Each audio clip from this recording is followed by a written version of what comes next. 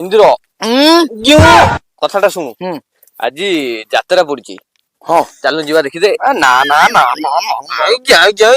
କଥାଟା ଶୁଣୁ। ମୋ ଯାତ୍ରା ପସନ୍ଦ। ବାଳ ନିଏ ବା କଥାଟା ଶୁଣୁ। ହଁ କହ। ଯାତ୍ରା ସିନା ତତେ ପସନ୍ଦ ନୁହେଁ ହଁ କିନ୍ତୁ ଯାତ୍ରାକୁ ଯେ ଆଜି ଲୋକଟା ଆସିବ ସିଏ ଭାରି ପସନ୍ଦ। କିଏ କିରେ?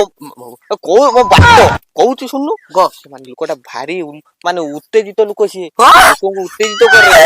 ସିଏ ମାନେ ସେ ଖୋଲି ଖାଲି ପକାଏ। ତୁ କିଏ ଭାଇ? ଶୁଣୁ ମାନେ ପ୍ରତିଦିନେ ପହିଲି ରଜ ଯେବେ ଆସନ୍ତି ସାହୁ ଭାଉଜ